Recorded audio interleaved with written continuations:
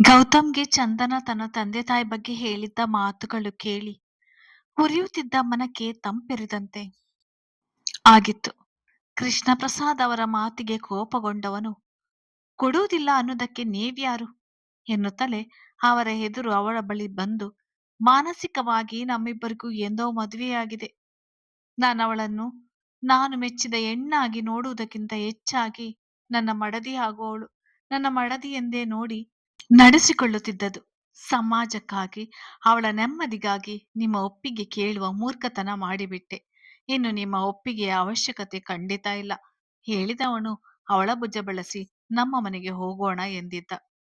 ಚಂದನ ಅವನ ಕೈ ಹಿಡಿದವಳು ಒಪ್ಪಿಗೆ ಎನ್ನುವಂತೆ ಮುಖಭಾವದಲ್ಲಿ ತಿಳಿಸಿದಳು.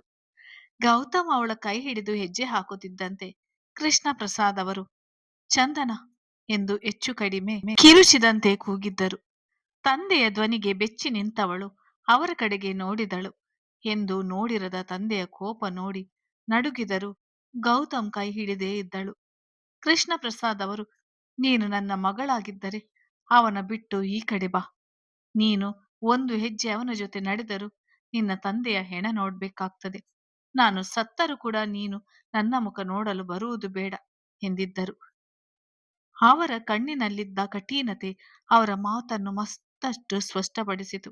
ಅವರ ಮಾತು ಅರ್ಥವಾದ ಅವಳ ನಿರ್ಧಾರ ಸೋತಿತ್ತು. ಗೌತಮ್ ಕೈಯಲ್ಲಿದ್ದ ತನ್ನ ಕೈ ನಿಧಾನಕ್ಕೆ ಹಿಂತೆಗೆದುಕೊಂಡು ಹಿಮ್ಮುಖವಾಗಿ 2 ಹೆಜ್ಜೆ ಇಟ್ಟು ನಿಂತಳು.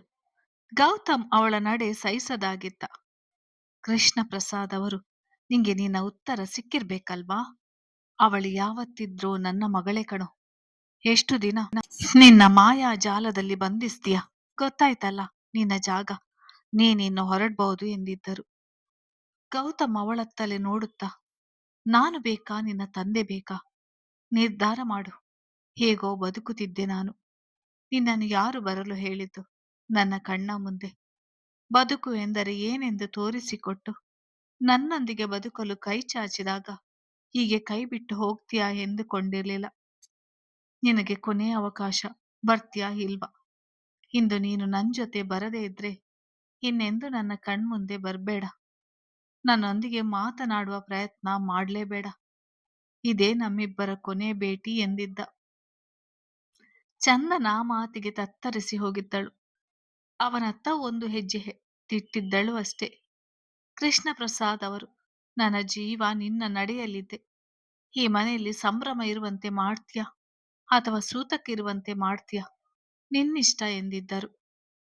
ಚಂದನ ಇಬ್ಬರ ಕಡೆಗೂ ಒಮ್ಮೆ ನೋಡಿ ಅರ್ಥೈಸಿಕೊಳ್ಳಲಾಗದ ನೋವಿನೊಂದಿಗೆ ಮುಖ ಮುಚ್ಚಿ ಬಿಕ್ಕಳಿಸಿದಳು. ರಮೇಶ್, ಅರ್ಥ ಮಾಡಿಕೊಳ್ಳಿ. ಅವರಿಬ್ಬರ ಭವಿಷ್ಯ ನಿಮ್ಮ ಒಣ ಪ್ರತಿಷ್ಠೆಗಿಂತ ಹೆಚ್ಚಲ್ಲ ಎಂದಿದ್ದ. ಮೊದಲು ಅವನನ್ನು ಕರೆದುಕೊಂಡು ಹೊರಡು. ಮದುವೆ ಕೆಲಸಗಳು ನಮಗೆ ಬೇಕಾದಷ್ಟಿದೆ ಮಾಡಲು. ಒಳ್ಳೆ ತಂದೆ ತಾಯಿ ಹುಟ್ಟಿದ ಮಗನಾಗಿದ್ರೆ ಇಷ್ಟೊತ್ತಿಗೆ ಅರ್ಥ ಮಾಡಿಕೊಂಡು ಹೋಗಿರುತ್ತಿದ್ದೆ ಎನ್ನುತ್ತಲೇ ಗೌತಮ್ ಅವರ ಮೇಲೆ ಮುಗಿದು ಬಿದ್ದಿದ್ದ. ಅವರ ಒಂದೊಂದು ಮಾತುಗಳು ಅವನ ಮಾನಸಿಕವಾಗಿ ಕುಗ್ಗಿಸಿ ರೊಚ್ಚಿಗೆಬ್ಬಿಸಿದ್ದವು. ಚಿಕ್ಕ ಹುಡುಗನಾಗಿದ್ದಾಗ ಕೇಳಿದ ಮಾತುಗಳು ನೋವೆನಿಸಿದರೂ ಅಷ್ಟಾಗಿ ಬಾಧಿಸಿರಲಿಲ್ಲ. ಬುದ್ಧಿ ತಿಳಿದು ತನ್ನದೇ ಸ್ಥಾನಮಾನ ಸೃಷ್ಟಿಸಿಕೊಂಡ ಮೇಲೆ ಅಂತ ಮಾತುಗಳು ಅವನ ಕಿವಿಗೆ ಬಿದ್ದಿರಲಿಲ್ಲ. ಈಗ ಮತ್ತೆ ಅಂತ ಮಾತುಗಳು ಕೇಳಿದಾಗ ಸಹಿಸದಾಗಿದ್ದ. ಅವನನ್ನು ಹಿಡಿದು ಹಿಂದಕ್ಕೆ ತರುವಷ್ಟರಲ್ಲಿ ರಮೇಶ್ ನಂದನ್ಗೆ ಸಾಕು ಸಾಕಾಗಿತ್ತು. ರಮೇಶ್ ಇಲ್ಲೇ ಇದ್ರೆ ಏನಾದ್ರೂ ಅನಾಹುತ ನಡೆಯುತ್ತದೆ ಎಂದುಕೊಂಡವನು, ಗೌತಮ್ ಈಗ ಹೊರಡೋಣ ಎನ್ನುತ್ತಾ ಕೈ ಹಿಡಿದು ನಡೆದಾಗ ಒಮ್ಮೆ ಚಂದನ ಕಡೆ ನೋಡಿದ್ದ. ತನ್ನತ್ತ ದೀನವಾಗಿ ನೋಡುತ್ತಿದ್ದವಳ ಕಣ್ಣಿನಿಂದ ಹನಿಗಳು ಜಾರುತ್ತಲೇ ಇತ್ತು. ಅವನತ್ತ ಕೈ ನೀಡಿದಳು. ಆದರೆ ಹೆಜ್ಜೆ ಎತ್ತಿಡಲು ಸಾಧ್ಯವಾಗಲಿಲ್ಲ. ತಂದೆಯ ಮಾತುಗಳು ನೆನಪಾಗಿತ್ತು. ರಮೇಶ್ ಅವನನ್ನು ಕಾರಿನಲ್ಲಿ ಕೂರಿಸಿ ತಾನೇ ಡ್ರೈವಿಂಗ್ ಸೀಟ್ನಲ್ಲಿ ಕುಳಿತಿದ್ದ. ಕಾರ್ ಸ್ಟಾರ್ಟ್ ಆಗುತ್ತಲೇ ಚಂದನ ನಿಂತಲ್ಲೇ ಕುಸಿದು ಕುಳಿತಿದ್ದಳು. ಕಾರು ಮುಂದಕ್ಕೆ ಸಾಗಿತ್ತು. ಮನೆಯವರೆಲ್ಲ ಅವಳ ಸುತ್ತ ಗಾಬರಿಯಿಂದ ಸೇರಿದ್ದರು. ಹೊರಟು ಹೋದ ಕಾರನ್ನು ನೋಡುತ್ತಲೇ ನನ್ನ ಜೀವನದಿಂದ ಕೂಡ ಹೀಗೆ ಹೋಗಿ ಬಿಡ್ತಾರಾ ಇವರು ಎಂದುಕೊಂಡೆ ಬಿಕ್ಕಳಿಸಿ ಹತ್ತಿದ್ದಳು. ಅವಳ ಅಳು ನೋಡಲಾರದೆ ಸಮಾಧಾನ ಮಾಡಲು ಬಂದ ನಂದನ್ ಕೈ ಹಿಡಿದು, ಅವರಿಲ್ಲದೆ ಹೇಗೆ ಬದುಕಿರ್ಲಿ? ಅವರಿಲ್ಲದೆ ಇದ್ದು ಅಭ್ಯಾಸವಿಲ್ಲ ಅಣ್ಣ, ನೀನಾದ್ರೂ ಹೇಳು ಎಂದವಳ ಬಳಸಿ ಹಿಡಿದಿದ್ದ. ನಂದನ್ ಭುಜಕ್ಕೆ ಹೊರಗೆ ಬಿಕ್ಕಳಿಸಿದಳು. ಮಗಳ ದುಃಖ ನೋಡಿ ಕೃಷ್ಣ ಪ್ರಸಾದ್ಗೆ ಸಹಿಸಿಕೊಳ್ಳುವುದು ಕಷ್ಟವೆನಿಸಿತು. ಗೌತಮ್ ಕೋಪ ರೋಷ ನೆನಪಾದಾಗ ನನ್ನ ಮಗಳಿಗೆ ತಕ್ಕ ವ್ಯಕ್ತಿಯಲ್ಲ ಎನಿಸ್ತದೆ ಎಂದುಕೊಂಡವರಿಗೆ ನಿಹಾರ್ ನೆನಪಾಗಿದ್ದ. ಶಾಂತ ಸ್ವಭಾವ, ಹಿರಿಯರ ಮೇಲೆ ಎಷ್ಟು ಗೌರವ ಇದೆ. ಮನೆಯವರ ಮಾತಿಗೆ ಬೆಲೆ ಕೊಟ್ಟು ಚಂದನಳನ್ನು ನೇರವಾಗಿ ನೋಡದೆ ಫೋಟೋ ನೋಡಿ ಒಪ್ಪಿಗೆ ಕೊಟ್ಟ. ಇಂಥ ವ್ಯಕ್ತಿ ಕೈಯಲ್ಲಿ ನನ್ನ ಮಗಳ ಬಾಳು ಸುರಕ್ಷಿತ. ಈ ನೋವು ಒಂದೆರಡು ದಿನದು. ಇವಳ ಈಗಿನ ನೋವಿಗೆ ಸ್ಪಂದಿಸಿ ಅವಳು ಹೇಳಿದಂತೆ ಕೇಳಿದರೆ ಮುಂದೆ ಜೀವನ ಪೂರ್ತಿ ಪರಿತಪಿಸಬೇಕಾಗುತ್ತದೆ ಎಂದುಕೊಂಡವರು ಹೆಂಡತಿಗೆ ಅವಳನ್ನು ಒಳಗೆ ಕರೆದುಕೊಂಡು ಹೋಗುವಂತೆ ಸನ್ನೆ ಮಾಡಿದರು. ಅವಳನ್ನು ರೂಮಿಗೆ ಕರೆದುಕೊಂಡು ಬಂದ ನಂದನ್ ತಲೆ ನೆವರಿಸಿ, ಚಂದು, ನಾವು ಮಿತ್ರ ಮದ್ವೆಗೆ ಬಂದಾಗ ಹೇಳ್ಬೇಕು ತಾನೆ? ಮದುವೆ ಇಷ್ಟು ಹತ್ತಿರವಾಗಿ ಇರುವಾಗ ತಿಳಿದರೆ ಅಪ್ಪನ ಮನಸ್ಥಿತಿ ಹೇಗಾಗ್ಬೇಕು? ನಿನ್ನ ಬಗ್ಗೆ ಎಷ್ಟೆಲ್ಲ ಕನಸು ಕಂಡಿದ್ದಾರೆ. ಅವರಿಗೆ ಇದನ್ನು ಸಹಿಸಿಕೊಳ್ಳೋದು ನಿಜವಾಗಿಯೂ ಕಷ್ಟ ಎಂದಿದ್ದ. ತಂದೆ ಅವಳನ್ನು ಎಷ್ಟು ಪ್ರೀತಿಸ್ತಾರೆ ಎಂದು ತಿಳಿದಿದ್ದ ಕಾರಣ. ಚಂದನ, ಪರೀಕ್ಷೆ ಮುಗಿಯುತ್ತಲೇ ಹೇಳ್ಬೇಕು ಎಂದುಕೊಂಡಿದ್ದೇವೆ. ಅವರೇ ಹೆಣ್ಣು ಕೇಳಲು ಬರ್ತೇನೆ ಎಂದಿದ್ರು. ಅಣ್ಣ ಹಾಗೆ ಅತ್ತೆ ತುಂಬಾ ಒಳ್ಳೆಯವರು. ಅವರ ಬಗ್ಗೆ ಅಪ್ಪ ಹೇಗೆ ಮಾತನಾಡಿದರು, ಅವರು ಎಂದೂ ನನ್ನನ್ನು ಕ್ಷಮಿಸುವುದಿಲ್ಲ ಎಂದವಳ ದುಃಖ ನೋಡದಾಗಿದ. ಬಂದ ಅಜ್ಜಿ ಯಾವಾಗಲೂ ಅರಳಿರುವ ಹೂವಿನಂತಿರುವ ತಮ್ಮ ಮೊಮ್ಮಗಳನ್ನು ಹೀಗೆ ನೋಡಲಾರದೆ. ಮಗ ಎಲ್ಲ ಮರೆತು ಮುಂದೆ ಆಗಬೇಕಾದುದನ್ನು ನೋಡು. ನಿಮ್ಮ ಅಪ್ಪ ಒಂದು ಬಾರಿ ನಿರ್ಧಾರ ಮಾಡಿದ್ರೆ ಮುಗೀತು ಎಂದಿದ್ದರು. ಮಗನಿಗೆ ಒಂದು ಮಾತು ಹೇಳ್ಬಹುದಿತ್ತು ಎನ್ನಿಸಿದರು. ಇಷ್ಟೊತ್ತು ನಡೆದ ಘಟನೆಗಳನ್ನು ನೆನೆದು ಯಾವ ಬದಲಾವಣೆಯೂ ಇಲ್ಲ, ಈ ಮದುವೆ ನಡೆಯುತ್ತದೆ ಎನ್ನುವ ತೀರ್ಮಾನಕ್ಕೆ ಬಂದರು. ಚಂದನ, ಗೌತಮ್ ಹೊರಟಿದ್ದು ನೆನಪಿಸಿಕೊಂಡವಳ ಮನ ತನ್ನ ಬದುಕೇ ತನ್ನಿಂದ ದೂರವಾಯಿತೆನ್ನುವ ಭಾವನೆಯಲ್ಲಿ ನರಳಿದ್ದಳು. ಹರಿಯುತ್ತಿದ್ದ ಕಣ್ಣೀರು ತಡೆಯಲು ಹೋಗಲಿಲ್ಲ. ಎಲ್ಲವನ್ನು ಕಳೆದುಕೊಂಡ ಭಾವ, ಸೋತು ಕುಸಿದಿದ್ದಳು. ರಮೇಶ್ಗೆ ದಾರಿಯಲ್ಲಿ ಗೌತಮ್ನನ್ನು ಹೇಗೆ ಮಾತನಾಡಿಸಿ ಸಮಾಧಾನ ಮಾಡುವುದೆನಿಸಿತು. ಚಂದನ ದುಃಖ ಕೂಡ ನೆನಪಾಗಿತ್ತು. ಸ್ವಂತ ತಂಗಿಯಂತೆ ಕಾಣಲು ಶುರು ಮಾಡಿದ್ದ ಅವಳನ್ನು. ಅವಳಾದರೂ ಹತ್ತು ಕರೆದು ತನ್ನ ನೋವನ್ನು ಹೊರಹಾಕುತ್ತಾಳೆ. ಆದ್ರೆ ಗೌತಮ್ ಎಂದು ತಿರುಗಿ ನೋಡಿದ್ದ. ಅವನ ಮುಖದ ಭಾವನೆ ಅಳೆಯುವುದು ಕಷ್ಟ ಎನಿಸಿತು.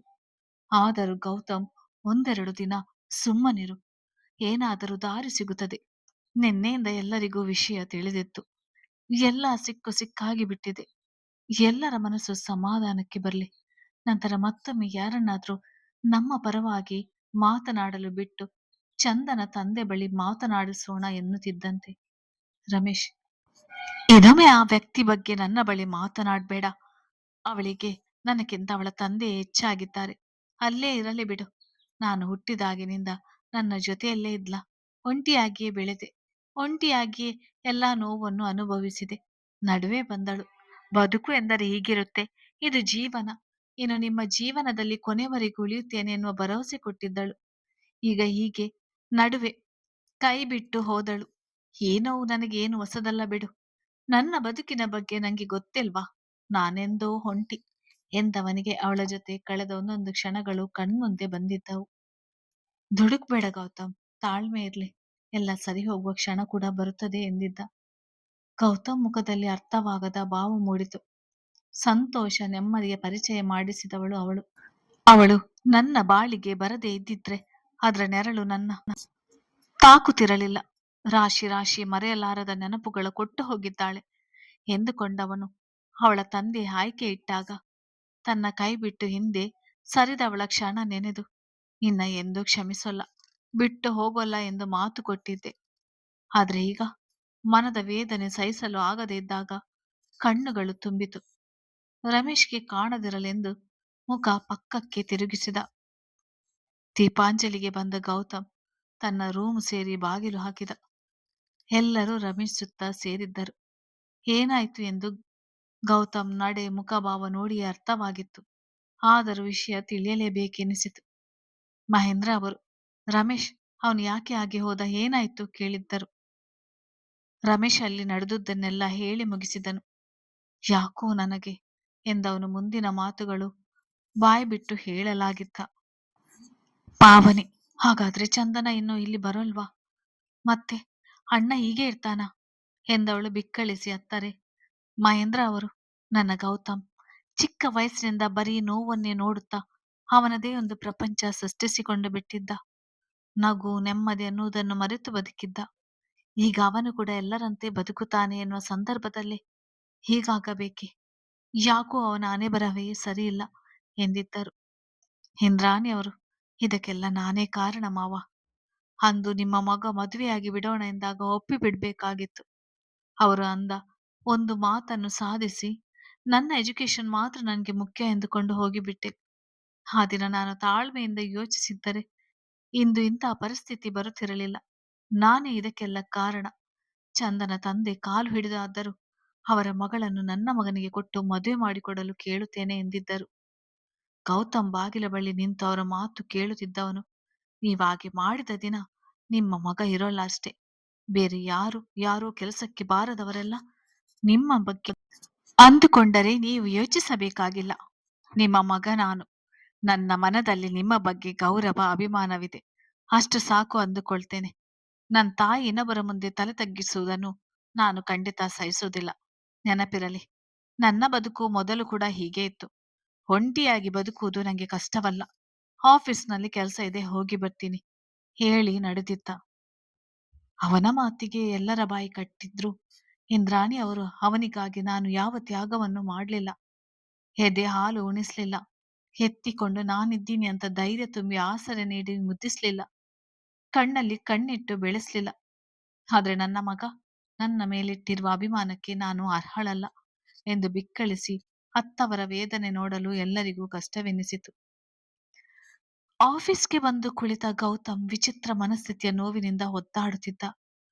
ಅಂದು ತನ್ನ ಕ್ಯಾಬಿನ್ಗೆ ಬಂದವಳು ಅಪ್ಪಿ ಅತ್ತದ್ದು ನನ್ನ ಕೈ ಬಿಡಲ್ಲ ತಾನೆ ಎಂದ ಮಾತು ನೆನಪಾಗಿತ್ತು. ಮಾನಸಿಕ ಒತ್ತಡ ಸಹಿಸದಾಗಿದ್ದ. ಇವಳನ್ನು ಯಾರು ಕರೆದರು ನನ್ನ ಜೀವನಕ್ಕೆ?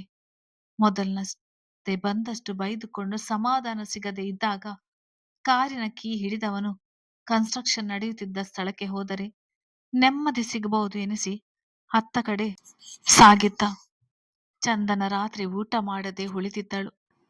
ಯಾರ ಮಾತು ಕೂಡ ಅವಳ ಮೇಲೆ ಪರಿಣಾಮ ಬೀರಿದಂತೆ ಕಾಣಲಿಲ್ಲ. ಕಿವಿಯ ತುಂಬ ಗೌತಮ್ ಅಂದು ಹೋದ ಮಾತುಗಳೇ ತುಂಬಿತ್ತು. ಹಸಿವಿನ ಜಾಗವನ್ನು ನೋವು, ಹತಾಶೆ, ದುಃಖಗಳು ತುಂಬಿದ್ದವು. ಮರುದಿನ ಎಚ್ಚರಗೊಂಡ ಚಂದನ ಮೈಕೈಯೆಲ್ಲ ಯಾಕಿಷ್ಟು ಭಾರ ಎನಿಸ್ತಿದೆ ಎಂದುಕೊಂಡೆ ಅಜ್ಜಿ ಕರೆದಾಗ ಹೊರಗೆ ಬಂದವಳಿಗೆ ಆಯಾಸ ಕಾಡಿತ್ತು. ಅಲ್ಲಿದ್ದ ಲಗ್ನ ಪತ್ರಿಕೆಗಳನ್ನು ನೋಡುತ್ತಲೇ ಮನದಲ್ಲಿ ಭುಗಿಲೆದ್ದ ನೋವನ್ನು ಸಹಿಸದಾಗಿದ್ದಳು. ಆತಂಕ, ಒತ್ತಡ ನೋಡುತ್ತಲೇ ತಲೆ ಸುತ್ತಿ ವಾಲಿದಳು. ಅಲ್ಲೇ ಇದ್ದ ನಂದನ್ ಓಡಿ ಬಂದು ಅವಳನ್ನು ಹಿಡಿದವನು. ಅಪ್ಪ ಅಮ್ಮ ಎಂದು ಜೋರಾಗಿ ಕಿರಿಚಿದ್ದ. ಬಂದು ನಿಂತವರೆಲ್ಲ ಚಂದನಳ ಸ್ಥಿತಿ ನೋಡಿ ಗಾಬರಿಗೆ ಬಿದ್ದರು. ನಂದನ್, ಬೇಗ ಆಸ್ಪತ್ರೆಗೆ ಕರೆದುಕೊಂಡು ಹೋಗೋಣ, ಮೈ ಸುಡುತ್ತಿದೆ, ಜ್ವರ ಬಂದಿದೆ ಎಂದಿದ್ದ. ಕೃಷ್ಣ ಪ್ರಸಾದ್ ಅವರಿಗೆ ಮಗಳನ್ನು ಹಾಗೆ ನೋಡಿ ಕೈಕಾಲೇ ಆಡಲಿಲ್ಲ. ಅಪ್ಪ ಹೋಗಿ ಕಾರ್ ತೆಗೆಯಿರಿ ಎಂದಾಗ ಆಗ ಎಚ್ಚೆತ್ತಿದ್ದರು. ಆಸ್ಪತ್ರೆಯಲ್ಲಿ ಸೊರಗಿ ಗ್ಲೂಕೋಸ್ ಬಾಟಲ್ ನಲಿಕೆಯ ಕೈಗೆ ಚುಚ್ಚಿಸಿಕೊಂಡವನು ಮಲಗಿದ್ದ ಮಗಳನ್ನು ನೋಡಿ ಸಂಕಟಪಟ್ಟವರು. ನನ್ನ ಮಗಳ ತಲೆ ಯಾವ ಮಟ್ಟಕ್ಕೆ ಕೆಡಿಸಿದಾನೆ ಎಂದು ಬಾಯಿಗೆ ಬಂದಂತೆ ಬೈಯುತ್ತಾ ಕೋಪ ಹೊರಗೆ ಹಾಕಿದಾಗ, ನಂದನ್, ಹಾಗೇಕೆ ಅಂದುಕೊಳ್ತೀರಾ? ಗೌತಮ್ ಚಂದನಳನ್ನು ಯಾವ ರೀತಿ ನೋಡಿಕೊಂಡಿರ್ಬೇಡ ಎಂದು ಯೋಚಿಸಿ. ಅವನೇ ತನ್ನ ಜೀವನ ಎನ್ನುವಷ್ಟು ಹಚ್ಚಿಕೊಂಡಿದ್ದಾಳೆ. ಒಂದು ಮಾತನಾಡಲು 100 ಬಾರಿ ಯೋಚಿಸುತ್ತಿದ್ದ ಹುಡುಗಿ ನಮ್ಮೆಲ್ಲರ ಎದುರು ನಾನು ಅವನನ್ನೇ ಮದುವೆ ಆಗ್ತೇನೆಂದು ದೃಢವಾಗಿ ಹೇಳ್ತಾಳೆ ಅಂದ್ರೆ ಅವಳನ್ನು ಅವನು ಎಷ್ಟು ಬದಲಾಯಿಸಿರ್ಬೇಡ. ಮಾತನಾಡಲು ಕಲಿಸಿದ್ದಾನೆ, ಯೋಚಿಸಲು ಕಲಿಸಿದ್ದಾನೆ.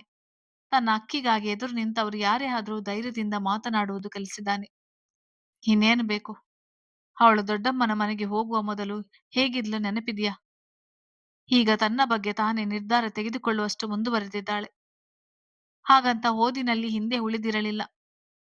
ಎಲ್ಲ ಸೆಮಿಸ್ಟರ್ನಲ್ಲೂ 90ರ ಮೇಲೆ ಅಂಕಗಳನ್ನು ಪಡೆದಿದ್ದಾಳೆ. ಭೂಮಿ ಮೇಲೆ ಅವಳ ಸುತ್ತಮುತ್ತ ಅಷ್ಟೊಂದು ಜನರಿರುವಾಗ ಅವಳು ಅವನನ್ನು ಯಾಕೆ ಒಪ್ಪಿದಳು? ಅದು ಹಾಗೆ ಅಪ್ಪ. ಹೇಳದೆ ಕೇಳದೆ ಒಬ್ಬರ ಬಗ್ಗೆ ಮನದಲ್ಲಿ ಅಭಿಮಾನ, ಒಲವು ಮೂಡಿಬಿಟ್ಟರೆ ಅವರಿಗಾಗಿ ಬದುಕಬೇಕು ಅನಿಸಿಬಿಡುತ್ತದೆ ಎಂದಿದ್ದ.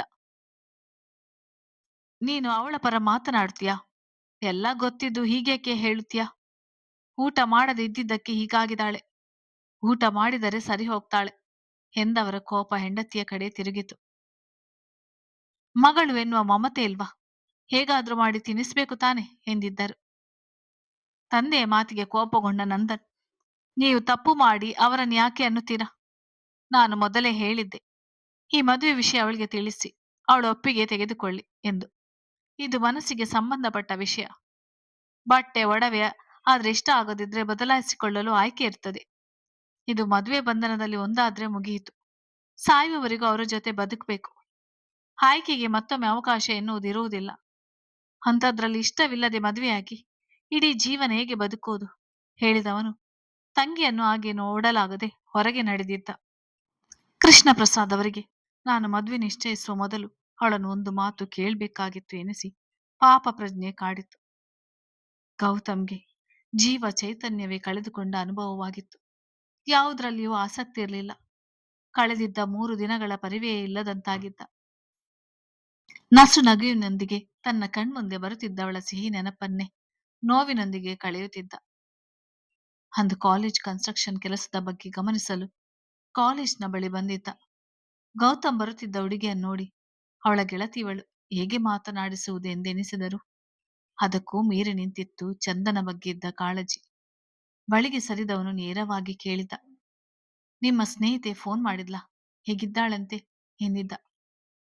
ವಿದ್ಯಾ, ನಿಮ್ಗೆ ವಿಷಯ ಗೊತ್ತಿಲ್ವಾ ಎನ್ನುತ್ತಾ ಎಲ್ಲ ಹೇಳಿ ಮುಗಿಸಿದವಳು, ಇನ್ನೂ ಆಸ್ಪತ್ರೆಯಲ್ಲಿ ಅಡ್ಮಿಟ್ ಮಾಡಿದ್ದಾರೆ, ಜ್ವರ ಪೂರ್ತಿ ಬಿಟ್ಟಿಲ್ಲವಂತೆ ಎಂದಿದ್ದಳು.